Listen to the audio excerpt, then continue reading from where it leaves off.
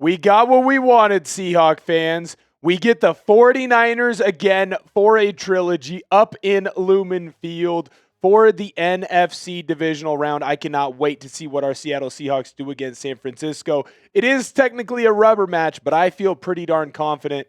And I think a lot of other people look at that game and feel pretty darn confident, too, that the Seahawks will come out on top. Doesn't mean that you can overlook San Francisco, but it definitely means that you should feel confident going into this Saturday's game. Now, let's get into the video.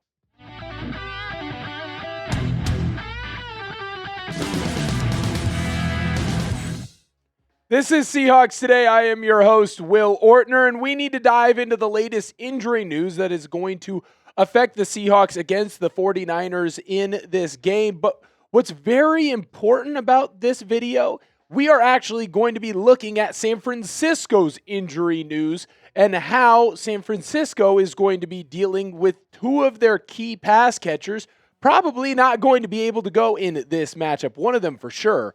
The other one, there's still some weird rumors that maybe he will be able to play or not. And then at the very end, we'll talk about how the Seahawks defense and their game plan could potentially change against the 49ers. But before we get into any of that, do you want the Seahawks to beat the 49ers?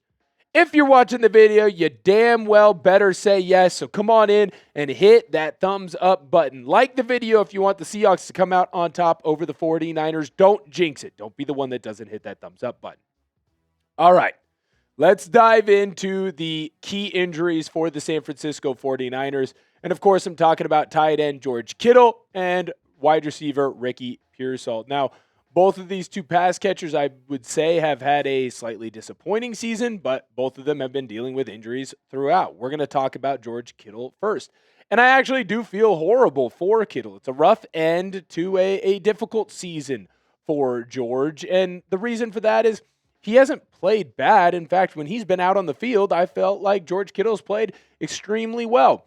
He unfortunately has not been out on the field much this year. And of course, the way that the season started by George Kittle getting hurt up in Seattle week 1 ended the same way. He got banged up against the Philadelphia Eagles. He had a lower body injury, and then ESPN's Adam Schefter confirmed it, that 49ers head coach Kyle Shanahan confirmed to reporters that George Kittle did in fact tear his Achilles.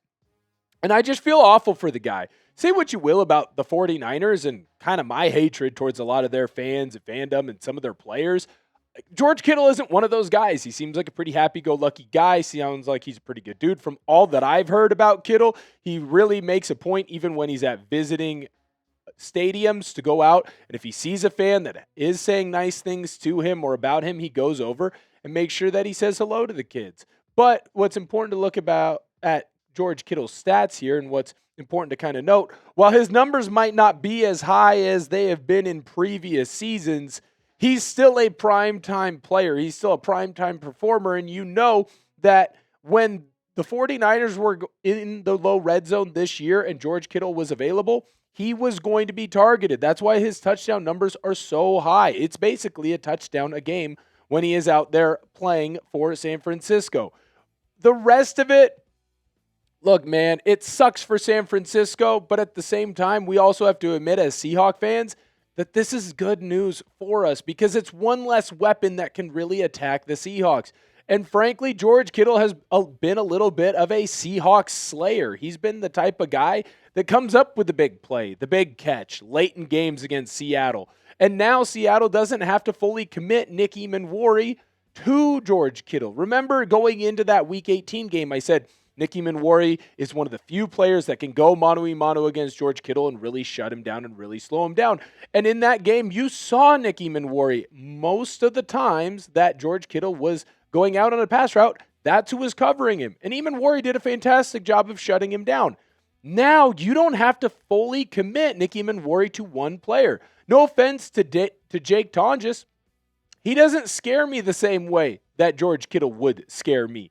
So when I look at this future matchup that we're going to have on Saturday, you're telling me now that the Seahawks are going to be able to free up Nick Emmanwori to maybe do more coverage on Christian McCaffrey, to be added more into blitz packages, to be added more into the line of scrimmage. Well, shoot, that makes me only more confident that the Seahawks are going to be able to come out on top. That makes me only a little bit more confident maybe a lot more confident that the Seahawks defense is really going to be able to shut down this 49ers team that, frankly, at this point, to me, before we even get into Ricky Pearsall, feels like a team that's just too injured to be able to have success in this postseason. I do want to ask you guys what you believe the score will be. What do you think the final score is going to be of this game? I think if I had to guess right now, again, I think it's going to be another low-scoring affair, but I do think that the Seahawks come away with a victory. Maybe another slow start, but I think the Seahawks come away with a victory. We'll call it 24-10. Now, after you let me know what your score prediction is down below in the comment section, we're going to take a look at Ricky Pearsall and the injury that he is dealing with. He's obviously been banged up with some different knee ailments. Sounds like it's a PCL that's really been a problem for him. I believed that he was going to be ready to go by week 18. He wasn't. I believed that he was going to be ready to go by the wild card round, and he wasn't. And after talking to our fantastic 49ers host here at Chat Sports, Chase Sr., I don't know if it looks like Ricky Pearsall is going to be able to play in this one. We're going to dive into all of the Ricky Pearsall stats that you need to know, and then I'll give my final opinion on what Seattle should do to be prepared for him to play. But before we do any of that, I need to let you know about my good friends over at Rocket Money. I've told you I'm very excited to be able to go back home to the great state of Washington this summer. I'm already setting aside some money, and Rocket Money is helping me budget that money so I can get the most out of my trip. Rocket Money is a personal finance app that helps find and cancel your unwanted subscriptions, monitors your spending, and helps lower your bills so you can grow your savings. Rocket Money's helped me track some of my subscriptions, and you know what? We found out that I was actually double paying for a couple of streaming services.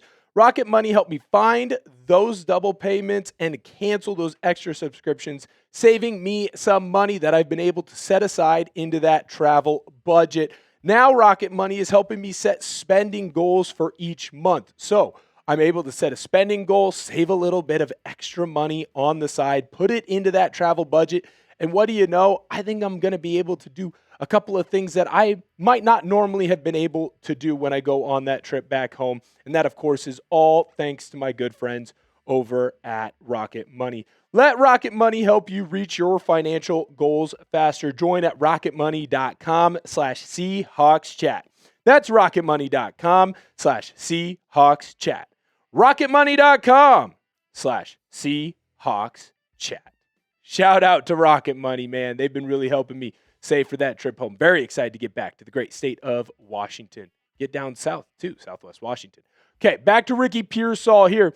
When you look at what Pearsall was able to do in that first matchup against the Seahawks, now, did he have a ton of yards? No, but he had a bunch of key catches, right? Key third downs. The play that is always going to stick out to me is when Reek Woolen tried to go for the interception. The ball just slightly goes over his hands. Ricky Pearsall makes a big catch and a big gain on a final game-winning drive for the San Francisco 49ers.